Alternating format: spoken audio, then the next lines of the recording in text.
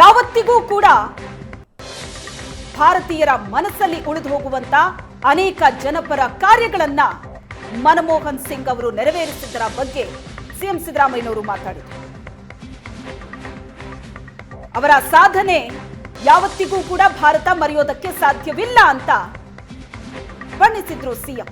ಈಗ ಡಿಕೆ ಶಿವಕುಮಾರ್ ಅವರು ಮಾತಾಡ್ತಾ ಇದ್ದಾರೆ. ಎಲ್ಲ ಶಾಂತ ರೀತಿಯಿಂದ ಇರಿ, ಯಾರು ನುಗ್ಗಕ್ಕೆ ಹೋಗ್ಬೇಡಿ, ಎಲ್ಲರಿಗೂ ಪುಷ್ಪ ಹಾಕ್ಲಿಕ್ಕೆ ಅವಕಾಶವನ್ನ ಕಲ್ಪಿಸ್ಕೊಡ್ತೇವೆ. ದಯವಿಟ್ಟು ಜನರಲ್ ಸೆಕ್ರೆಟರಿಗಳು ಸ್ವಲ್ಪ ಎಲ್ಲ MLAಗಳಿಗೆ ಮೊದಲು ಅವಕಾಶ ಮಾಡಿಕೊಡಿ, ಆಮೇಲೆ ಮಿಕ್ಕಿದವರೆಲ್ಲರೂ ಬಂದು ಕೂಡ ಮಾಡೋದ್ರಿಂದ ಒಂದು ರೂಟ್ನ ಫಿಕ್ಸ್ ಮಾಡಿಕೊಡಿ ಎಲ್ಲರೂ ಕೂಡ. ಗೌರವಾನ್ವಿತ ಮುಖ್ಯಮಂತ್ರಿಗಳಂತ ಸಿದ್ದರಾಮಯ್ಯ ಸಾಹೇಬ್ರೆ, ನಮ್ಮ AICCಯಿಂದ ನಮ್ಮ ಪ್ರತಿನಿಧಿಯಾಗಿ ಆಗಮಿಸತಕ್ಕಂಥ ಪಳನಿಸ್ವಾಮಿಯವರೇ,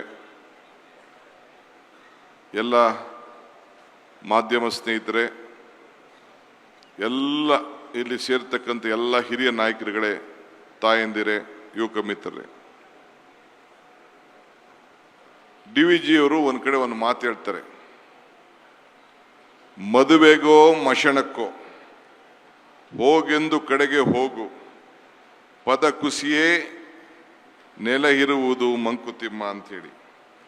ಇಡೀ ಶಾಮಿಯಾನ ಈ ಒಂದು ದೊಡ್ಡ ಭವ್ಯವಾದಂಥ ಮಂಟಪ ಗಾಂಧಿ ಭಾರತದ ಸಂಭ್ರಮದ ಆಚರಣೆಗೆ ಮಾಡಿಕೊಂಡು, ಅದೇ ಮತ್ತೊಬ್ಬ ಗಾಂಧಿಯನ್ನ ಮನಮೋಹನ್ ಸಿಂಗ್ ಅವರ ಶ್ರದ್ಧಾಂಜಲಿ ನೀಡುತ್ತಿರುವುದು ಇದೇ ವಿಧಿ ಅಂತ ಹೇಳಲಿಕ್ಕೆ ನನಗೆ ಬಹಳ ದುಃಖ ಆಗ್ತಾ ಇದೆ. ಕೊರಗಲೇಕೆ ಮರುಗಲೇಕೆ, ಹುಟ್ಟಿ ಬಂದಿದ್ದೇ ಹಳಲೇಕೆ, ಸುಖವೇ ಬರಲಿ ದುಃಖವೇ ಬರಲಿ, ರೋಗ ಭೋಗಗಳೇ ಇರಲಿ, ಎಲ್ಲ ಹೊತ್ತು ಋಣತೆತ್ತು ಮುಂದೆ ಪುಣ್ಯದ ಬೀಜ ಬಿತ್ತು. ಹಂಗೆ ಯಾವ್ದಾದ್ರು ಕಾರ್ಯಕ್ರಮವನ್ನ ಕೊಟ್ಟಿದ್ರೆ ಶಾಸನಬದ್ಧವಾದಂಥ ಕಾರ್ಯಕ್ರಮವನ್ನು ಅವರು ಕೊಟ್ಟಿದ್ದಾರೆ. ಪುಟಾಣಿ ಮಕ್ಕಳ ವಿದ್ಯಾಭ್ಯಾಸ ಇದೆ ಹಿಡಿದು ಆರೋಗ್ಯಕ್ಕೆ ಒಂದು ಪೂರಕವಾಗಿ ಇವತ್ತು ಏನು ನಾವು ಆಶಾ ಕಾರ್ಯಕರ್ತರು ಅಂತ ನಾವು ಕರೀತಾ ಇದ್ದೇವೆ, ಆ ಕಾರ್ಯಕ್ರಮವನ್ನು ನಿರೂಪಿಸಿ ರೈತರ ಬದುಕಿಗೆ ಯಾರು ಜಮೀನನ್ನ ಕಳ್ಕೊಳ್ತಾ ಇದ್ದಾರೆ ಆ ಜಮೀನಿಗೆ ಬೆಂಗಳೂರು ಸಿಟಿಯಲ್ಲಿರೋರಿಗೆ ಡಬಲ್ ಕೊಡಬೇಕು, ಇಷ್ಟು ಕಿಲೋಮೀಟರ್ ಆದವ್ರಿಗೆ 18 ಕಿಲೋಮೀಟರ್ಕಿಂತ ದೂರ ಆದವ್ರಿಗೆ 3 ಪಟ್ಟು ಕೊಡಬೇಕು, ಹಳ್ಳಿಗೆ ಹೋಗಿದ್ರೆ 4 ಪಟ್ಟು ಕೊಡಬೇಕು ಅಂತೇಳಿ ತೀರ್ಮಾನ ಮಾಡಿದಂಥ ಒಬ್ಬ ಹಿರಿಯ ಮುತ್ಸದ್ದಿ ಈ ದೇಶದ ಪ್ರಧಾನಮಂತ್ರಿ ಆಗಿದ್ದಂಥ ನಮ್ಮ ಮನಮೋಹನ್ ಸಿಂಗ್ ರವರು ಅನ್ನೋದನ್ನು ನಾವು ಯಾರು ಕೂಡ ಮರೀಲಿಕ್ಕೆ ಸಾಧ್ಯ ಇಲ್ಲ. ಇವತ್ತು ನಮ್ಮ ರೈತರು ಫಾರೆಸ್ಟಲ್ಲಿ, ಈ ಫಾರೆಸ್ಟ್ ಅವ್ರ ಸವಾಸ ನಾವು ಯಾರು ಕೂಡ ರೈತರು ಅಲ್ಲಿ ಮೊದಲಿಂದ ಕೂಡ ವಂಶ ಪಾರಂಪರ್ಯವಾಗಿ ನಡ್ಕೊಂಡು ಬಂದದ್ದನ್ನು ಬೇಕಾದಷ್ಟು ಕಿರುಕುಳವನ್ನು ಕೊಟ್ಕೊಂಡು ಯಾವುದೋ ಒಂದು ಸುಪ್ರೀಂ ಕೋರ್ಟ್ ಜಡ್ಜ್ಮೆಂಟನ್ನು ಇಟ್ಕೊಂಡು ಎಲ್ಲ ಪರಿಶಿಷ್ಟ ಜಾತಿ ಪರಿಶಿಷ್ಟ ಪಂಗಡ ಮತ್ತು ಬೇರೆ ಜನಾಂಗಕ್ಕೆ ತೊಂದರೆಯನ್ನು ಕೊಡ್ತಾಯಿದ್ರು. ಅದಕ್ಕೆ ಅವ್ರಿಗೆ ಫಾರೆಸ್ಟ್ ರೈಟ್ ಆ್ಯಕ್ಟನ್ನು ತಂದು ಇವತ್ತು 75 ವರ್ಷ ಪ್ಲಸ್ 25 ವರ್ಷ ಅಂಥೇಳಿ ಮಾಡಿ ಅವರ ಬದುಕನ್ನು ರೂಪಿಸ್ಕೊಳ್ಳಿಕ್ಕೆ, ಇವತ್ತು ಸಂವಿಧಾನದ ಹಕ್ಕನ್ನು ಕೊಟ್ಟು ರೂಪಿಸ್ಕೊಳ್ಳಿಕ್ಕೆ ಒಂದು ದೊಡ್ಡ ನಮಗೊಂದು ಶಕ್ತಿಯನ್ನು ಕೊಟ್ಟರು. ಬೇರೆ ಸರ್ಕಾರಗಳು ಈ ಪ್ರೋತ್ಸಾಹ ಕೊಟ್ಟರು ಬಿಟ್ಟರು, ನಮ್ಮ ಸರ್ಕಾರ ನಾವು ಮುಂದುವರಿಸ್ತಾ ಇದ್ದೇವೆ. ಮುಂದೆ ಕೂಡ ನಾವು ಆ ಸಂದರ್ಭದಲ್ಲಿ ಮುಂದುವರಿಸುವಂಥ ಕೆಲಸವನ್ನು ಈ ಸಂದರ್ಭದಲ್ಲಿ ನಾವು ಮಾಡ್ತೇವೆ. ಹಂಗೆ ನರೇಗಾ ವಿಚಾರ ಒಂದು ಘಟನೆಯನ್ನು ನಾನು ಹೇಳಲೇಬೇಕಾಗಿದೆ. ನಾವು ಬಳ್ಳಾರಿಗೆ ಪಾದಯಾತ್ರೆ ಮಾಡ್ತಾ ಇದ್ದೋ. ಬಳ್ಳಾರಿಗೆ ಪಾದಯಾತ್ರೆ ಮಾಡಬೇಕಾದ್ರೆ ಮಧ್ಯದಲ್ಲಿ ಒಂದು ಹಳ್ಳಿಲಿ ಸ್ವಲ್ಪ ಪ್ಲೀಸ್, ಒಂದು ಹಳ್ಳಿಲಿ ಹೋಗ್ಬೇಕಾದ್ರೆ ಒಂದು 50-60 ಹೆಣ್ಮಕ್ಳು ಎಲ್ಲ ಕೂಲಿಗೆ ಹೋಗ್ತಾ ಇದ್ರು. ಅವ್ರಿಗೆ ಕೇಳ್ದವ್ರು ನಾವೆಲ್ಲ ನಿಲ್ಲಿಸ್ಬಿಟ್ಟು ಮಧ್ಯ ಮಾತಾಡಿ ನಾನು ಮಾತಾಡೋಂಥ ಒಂದು ಅವಕಾಶ ಸಿಕ್ತು. ಅವರೆಲ್ಲ ಬಂದು ಕೂಲಿಗೆ ಬಂದು ಅವತ್ತು ಮಾತಾಡಿದ ಅವರ ಅನುಭವವನ್ನು ಅವ್ರು ಹಂಚ್ಕೊಳ್ತಾ ಇದ್ರು. ಆಮೇಲೆ ಒಂದಿನ ನಾನು ಮನಮೋಹನ್ ಸಿಂಗ್ ಅವರಿಗೆ ಒಂದು ಪತ್ರ ಬರೀಬೇಕು ಅಂತ ಆಲೋಚನೆ ಮಾಡಿದೆ. ಆ ಮಧ್ಯದಲ್ಲಿ ನಾನು ಸೋನಿಯಾ ಗಾಂಧಿ ಅವ್ರನ್ನ ಭೇಟಿ ಮಾಡಿದೆ. ಈ ಭಾಗದ ಕೆಲವು ಭಾಗದಲ್ಲಿ ಬೇರೆ ಜಮೀನುಗಳಿಗೆ ಹೋಗಿ ಕೂಲಿ ಮಾಡ್ತಾರೆ, ನಮ್ಮ ಭಾಗದಲ್ಲೆಲ್ಲ ನಾವು ಬೇರೆ ಜಮೀನುಗಳಿಗೆ ಹೋಗಿ ಕೂಲಿ ಮಾಡೋಕ್ಕೆ ಸ್ವಲ್ಪ ಹಿಂಜರಿತಾರೆ. ಸೊ ಆ ನರೇಗಾಯಿಂದ ಏನು ಪ್ರಯೋಜನ ಆಗ್ತಾ ಇಲ್ಲ ಅಂತ ಹೇಳಿದೆ. ಆಗ ನಾನು ಧ್ರುವರಾಯಣ ಯಾರೋ 1-2-3 ಜನ ಇದ್ದೋ, ಐ ಥಿಂಕ್ ಸುರೇಶ್ ಆಗಷ್ಟೊತ್ತಿಗೆ MP ಆಗಿರೋ ಗೊತ್ತಿಲ್ಲ ನನಗೆ. ತಕ್ಷಣ ನನಗೆ ಜೋಶಿ ನೋಡಕ್ಕೆ ಹೇಳಿದ್ರು. ನನಗೆ Joshi central rural development ministry ಇದ್ದು ಜೋಶಿ, ಅವ್ರನ್ನ ಭೇಟಿ ಮಾಡು ಅಂತ ನನಗೆ ಹೇಳಿದ್ರು. ನಾನು ಅವ್ರಿಗೊಂದು ರೆಪ್ರೆಸೆಂಟೇಷನ್ ಕೊಟ್ಟೆ. ಜೋಶಿಗೆ ಅದನ್ನು ಫಾರ್ವರ್ಡ್ ಮಾಡಿದ್ರು.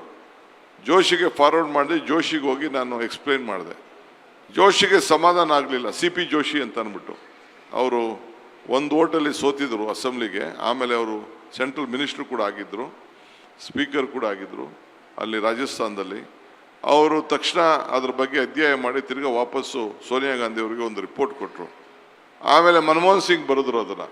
ಆಮೇಲೆ ಮತ್ತೆ ತನ್ನ ಸ್ವಂತ ಜಮೀನಲ್ಲೂ ಕೂಡ ಜಮೀನ ಮಟ್ಟ ಮಾಡ್ಕೊಳ್ಳಿಕ್ಕೆ, ಜಮೀನು ವ್ಯವಸಾಯ ಮಾಡ್ಕೊಳ್ಳಿಕ್ಕೆ, ತನ್ನ ಮನೆಗಳನ್ನು ಕಟ್ಟಲಿಕ್ಕೆ, ಆಶ್ರಯ ಮನೆ ಆಗಲಿ, ಯಾವುದೇ ಮನೆ ಆಗಲಿ, ಕೊಟ್ಟಿಗೆಗಳಾಗಲಿ ಕಟ್ಟಲಿಕ್ಕೆ ಆವತ್ತಿನ ಕಾಲದಲ್ಲಿ ಒಂದು ದೊಡ್ಡ ನಿರ್ಧಾರವನ್ನು ಮಾಡಿ ಈ ನರೇಗಾ ಅಡಿಯಲ್ಲಿ ಸೇರಿಸಿದಂಥ ಒಂದು ಹೃದಯ ಶ್ರೀಮಂತಿಕೆ ಇತ್ತಲ್ಲ, ಇದು ಸೋನಿಯಾ ಗಾಂಧಿ ಅವರಿಗೆ, ಮನಮೋಹನ್ ಸಿಂಗ್ ಅವ್ರಿಗೆ ಇದ್ದಿದ್ದು ಈ ದೇಶಕ್ಕೆ ಹೊಸ ಒಂದು ದೊಡ್ಡ ಕ್ರಾಂತಿಯನ್ನೇ, ಉದ್ಯೋಗ ಖಾತ್ರಿ ಸೃಷ್ಟಿ ಯೋಜನೆಯನ್ನು ಕೊಟ್ಟಿದ್ದು ಒಂದು ಇತಿಹಾಸವನ್ನು ಮೂಡಿದೆ ಅಂತ ಹೇಳಲಿಕ್ಕೆ ನನಗೆ ಭಾಳ ಸಂತೋಷ ಆಗ್ತದೆ.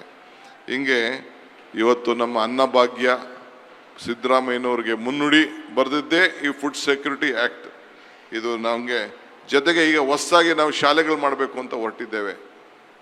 ಈ 2% CSR, ಆ CSRನ್ನು ಪ್ರಾರಂಭ ಮಾಡಿದ್ದು ಇವತ್ತು ಇಡೀ ನಮ್ಮ ದೇಶದ ಎಲ್ಲ ಸಂಸ್ಥೆಗಳು ಒಂದು ನಮ್ಮ ಕಾರ್ಪೊರೇಟ್ ಸೋಷಿಯಲ್ ರೆಸ್ಪಾನ್ಸಿಬಿಲಿಟಿಯಿಂದ ನಮ್ಮ ಗ್ರಾಮೀಣ ಪ್ರದೇಶ ಬೇರೆ ಸೋಷಿಯಲ್ ಆ್ಯಕ್ಟಿವಿಟೀಸ್ ಮಾಡಲಿ ಅಂಥೇಳಿ ಇವತ್ತು ತೆಗೆದುಕೊಂಡಂಥ ಒಂದು ತೀರ್ಮಾನ. ಇಂಥವೆಲ್ಲ ನೂರಾರು ಕಾರ್ಯಕ್ರಮಗಳನ್ನು ಇವತ್ತು ಕೊಟ್ಟಿದ್ದಾರೆ. ಗಂಟೆಗಟ್ಟಲೆ ಚರ್ಚೆ ಮಾಡಲಿಕ್ಕೆ ಅವಕಾಶ ಇದೆ. ಭಾಳ ಲೀಡರ್ಸ್ಗೆಲ್ಲ ನನಗೆ ಮಾತಾಡಿಸ್ಬೇಕು ಅಂತ ಆಸೆ. ನಾನು ನಮ್ಮ ಮಿನಿಸ್ಟ್ರು ಇಲ್ಲೇ ಇದ್ದಾರೆ, ನಮ್ಮ ಹೈಯರ್ ಎಜುಕೇಷನ್ ಮಿನಿಸ್ಟ್ರು, ಒಂದು ಸೂಚನೆ ಕೊಡಲಿಕ್ಕೆ ನಾನು ಬಯಸ್ತೇನೆ ಅವರಿಗೆ. ನಮ್ಮ ಬೆಂಗಳೂರು ಯೂನಿವರ್ಸಿಟಿಲಿ ಒಂದು ಮನಮೋಹನ್ ಸಿಂಗ್ ಅವರ ಆರ್ಥಿಕ ನೀತಿ ಬಗ್ಗೆ ಒಂದು ದೊಡ್ಡ ರಿಸರ್ಚ್ ಸೆಂಟರನ್ನು ತಾವು ಮಾಡಲಿಕ್ಕೆ ತಾವೆಲ್ಲ ಕಾರ್ಯಕ್ರಮವನ್ನು ರೂಪಿಸಬೇಕು ಅಂತೇಳಿ. ಏಕೆಂದರೆ ಅವರು ಒಂದಕ್ಕಲ್ಲ ಮಾಡಿದ್ದು, ಎರಡಕ್ಕಲ್ಲ. ಬೇರೆ ಸರ್ಕಾರದಲ್ಲಿ ನಾವು ತೀರ್ಮಾನ ಮಾಡ್ತೇವೆ, ಮುಂದಿನ ದಿನದಲ್ಲಿ ನಮ್ಮ ಕ್ಯಾಬಿನೆಟ್ನಲ್ಲಿ ಚೀಫ್ ಮಿನಿಸ್ಟ್ರು ನಾವೆಲ್ಲ ಕೂತ್ಕೊಂಡು ಏನು ಬೇಕೋ ಅದಕ್ಕೆ ಚರ್ಚೆ ಮಾಡ್ತೇವೆ. ಬಟ್ ರೈಟ್ ಟೈಮ್ ನಾವು ಮುಂದಿನ ನಮ್ಮ ಮಕ್ಕಳಿಗೆ, ವಿದ್ಯಾರ್ಥಿಗಳಿಗೆ ಇದ್ರ ಬಗ್ಗೆನೇ ಒಂದು ದೊಡ್ಡ ಚರ್ಚೆ. ಏಕೆಂದರೆ ಪುಟಾಣಿ ಮಕ್ಕಳಿಂದ ಹಿಡಿದು, ಹಾರಕ್ಕಿಂದ ಹಿಡಿದು, ಫಾರೆಸ್ಟಿಂದ ಹಿಡಿದು, ಸಾಲ ಮನ್ನಾಯಿಂದ ಹಿಡಿದು 70,000 ಕೋಟಿ ನ್ಯಾಷನಲೈಸ್ ಬ್ಯಾಂಕಲ್ಲಿ ಇಲ್ಲಿವರೆಗೂ ಬರೀ ದೊಡ್ಡ ದೊಡ್ಡ ಸಾಹುಕಾರಗಳಿಗೆ, ಇಂಡಸ್ಟ್ರಿಯಲಿಸ್ಟ್ ಮಾತ್ರ ಸಾಲ ಮನ್ನಾ ಆಯ್ತಿತ್ತೆ ಹೊರತು ನಮ್ಮ ರೈತರಿಗೆ ಸಾಲ ಮನ್ನಾ ಮಾಡೋಂಥ ಒಂದು ತೀರ್ಮಾನ ತೆಗೆದುಕೊಂಡಿದ್ದು ಮನಮೋಹನ್ ಸಿಂಗ್ ಅವರು. ಅಂದರೆ ಯಾವ ಸಮಾಜದಲ್ಲಿ ಎಲ್ಲ ವರ್ಗದ ಜನರಿಗೂ ಕೂಡ ಅವರು ರಕ್ಷಣೆಯನ್ನು ಮಾಡ್ತಾ ಇದ್ದದನ್ನ, ಅವರ ಬದುಕನ್ನು ಕಟ್ಕೊಳ್ಳಿಕ್ಕೆ ಕಾಯ್ದೆಗಳ ಮುಖಾಂತರ ಅವರ ಆಡಳಿತವನ್ನು ಕೊಟ್ಟದ್ದು ವಿಶ್ವದಿಂದ ಹಿಡಿದು ನಮ್ಮ ಹಳ್ಳಿ ಕೂಲಿ ಕಾರ್ಯಗವರೆಗೂ ಕೂಡ ಇವತ್ತು ರಕ್ಷಣೆ ಮಾಡಿದಂಥ ಒಬ್ಬ ಧೀಮಂತ ನಾಯಕನನ್ನು ನಾವು ಕಳ್ಕೊಂಡಿದ್ದೇವೆ. 92 ವರ್ಷ ಅವರು ಸತ್ತಿರ್ಬೋದು, ಬಟ್ ಅವ್ರ ಕಾರ್ಯಕ್ರಮಗಳ ಇನ್ನೂ ಕೂಡ ಬದುಕಿದೆ. ಅದನ್ನು ಬದುಕಿಸಿ ಅವರ ಏನು ಮಾರ್ಗದರ್ಶನ ಕೊಟ್ಟಿದ್ದಾರೆ ಅದರಲ್ಲಿ ನಾವು ನೀವೆಲ್ಲ ಸೇರಿ ನಡೆಯೋಣ ಅನ್ನೋ ಮಾತನ್ನು ಈ ಸಂದರ್ಭದಲ್ಲಿ ಹೇಳಿ ಭಾಳ ಗೌರವದಿಂದ ಅವರ ಆತ್ಮಕ್ಕೆ ಶಾಂತಿ ಸಿಗಲಿ. ಇಡೀ ಕಾಂಗ್ರೆಸ್ ಕುಟುಂಬ ಅಲ್ಲ, ಇಡೀ ದೇಶದ ಎಲ್ಲ ಕುಟುಂಬ ಕೂಡ ಇವತ್ತು ನೆರವೇರಲಿ ಅಂತ ಈ ಭಗವಂತನಿಗೆ ಆ ಒಂದು ಶಕ್ತಿ ಕೊಡುವಂಥ ಇದಾಗಲಿ ಅಂತೇಳಿ ನಾನು ಪ್ರಾರ್ಥಿಸಿ, ಮೊದಲು ನಾವು ಪುಷ್ಪಾರ್ಚನೆ ಮಾಡ್ತೇವೆ.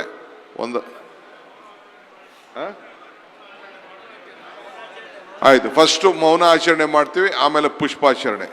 ಸೊ ಎಲ್ಲರೂ ಕೂಡ 1 ನಿಮಿಷ ಎದ್ದು ನಿಂತು ಮೌನ ಆಚರಣೆ ಮಾಡಬೇಕು ಅಂತೇಳಿ ನಾನು ಪ್ರಾರ್ಥನೆಯನ್ನು ಮಾಡ್ತಾ ಇದ್ದೇನೆ, ಮನವಿಯನ್ನು ಮಾಡ್ತಾ ಇದ್ದೇನೆ.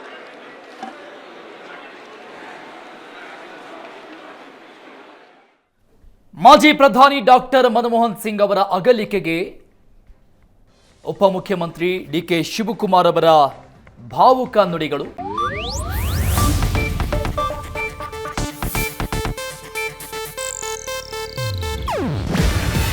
ಇದು ಏಷ್ಯಾನೆಟ್ ನ್ಯೂಸ್ ನೆಟ್ವರ್ಕ್ ಪ್ರಸ್ತುತಿ. ನೀವು ನೋಡ್ತಿದ್ದೀರಾ ಏಷ್ಯಾನೆಟ್ ಸುವರ್ಣ ನ್ಯೂಸ್.